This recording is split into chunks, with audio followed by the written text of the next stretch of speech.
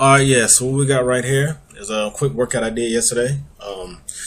Said I was short on time, so just want to come in and get in and out. This was about, I don't know, 25 minutes or so worth of work. Took a bit longer messing with the camera. My camera actually died in the middle of the workout, so I was wanting to get everything recorded. So I kind of want to show what I do when I'm short on time and not really on any sort of a set program. Like I said, this is actually my first time getting in the gym this week. Stuff been all over the place. Yeah, just been kind of hectic. So I wanted to get in the mood because I was starting to get a little achy. Wasn't feeling that good. So I just want to come in and get things moving around a bit. So kind of talk about what I'm doing right here. The movement you saw before was what I call my Superman lunge. It's sort of a catch-all movement that I really like. It does a lot of things. T-spine mobility, hip works on hip extension, works on hamstring flexibility. So this does a lot of stuff. And right now we're doing the inchworm, which is sort of in the same vein. It's got a bit more shoulder stability to go along with it, though. So yeah, this is my movement prep. This thing you see me doing right here, this is what I do typically before I work out. Before I do any kind of thing, is just sort of I don't know. I'll go more into this part of the actual workout in another video.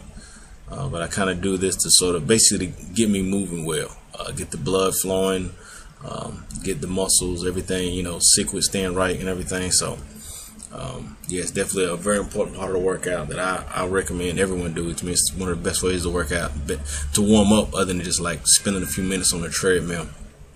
There's a lot of guys like to do. That's far from optimal when you about to strength train. So right here we're just doing some lateral lunges, which I actually had in the workout. So this workout you're about to see, I actually made it up. As I was in Walmart with Sarah, we was in there, and I was like, I need to get to the gym and do something. I don't know what I'm gonna do.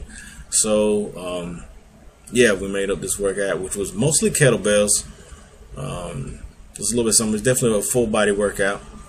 But it's a lot of different ways that I go about programming, and I'll definitely get more into actual programming itself. You got different lengths of a program. You got larger cycles, like an entire macro cycle. You got mesocycles, which are inside of macro cycles, and you got microcycles, which fits inside mesocycles, and you have something what I call I guess nanocycles. I don't know if that's a real word, but that's what this sort of programming is. So we'll get into that in a bit, but this is, like I said, a little nanocycle programming, just a little something off the cuff. But anyway, I'll talk a bit about the movement I'm doing there, because I know it's not really traditional. These are called bent presses. The kettlebell here, as you see, this workout was very frontal plane dominant. There's not a lot of frontal plane pressing movements, which is why I like this movement. You got three main planes. You got your sagittal plane, which most people work out in. That's squat, bench, deadlift. You got your frontal plane, which is basically side view. You see I'm pressing the weight up vertically, but I'm pressing out to the side of my body. So we call that the frontal plane. And you got your transverse plane, which is all rotational type work. So the workout actually consisted of 3 bent presses on each side, which frontal plane. Then we got 3 lateral lunges here, which is more frontal plane, and then I did 10 swings, which is sagittal plane.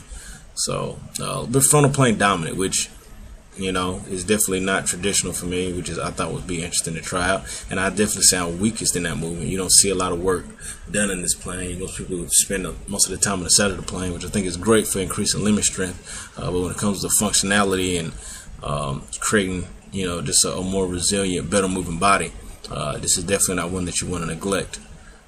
So we keep that in line. So the other stuff was what I kind of separate my lifts. You got like quick lifts, and then I guess you call medium speed lifts. And if I had a heavy bell, which I don't, I do, I guess, slow lift like grinds. I'm not going to be grinding anything with a 24 kilo bell, which is what this is. That's 53 pounds for those of you who don't speak kilo.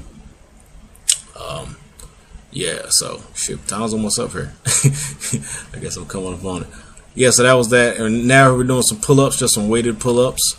That's 25 pounds. I just did 3 sets of this, 3 sets of strict pull-ups, and I'm weighing about 215 now. So something like that, I guess. I hadn't been on the scale in a while.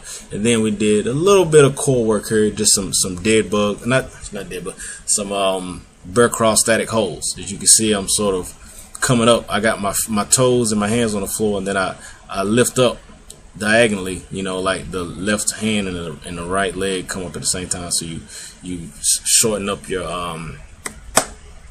surface area. You know, you gotta stabilize with that.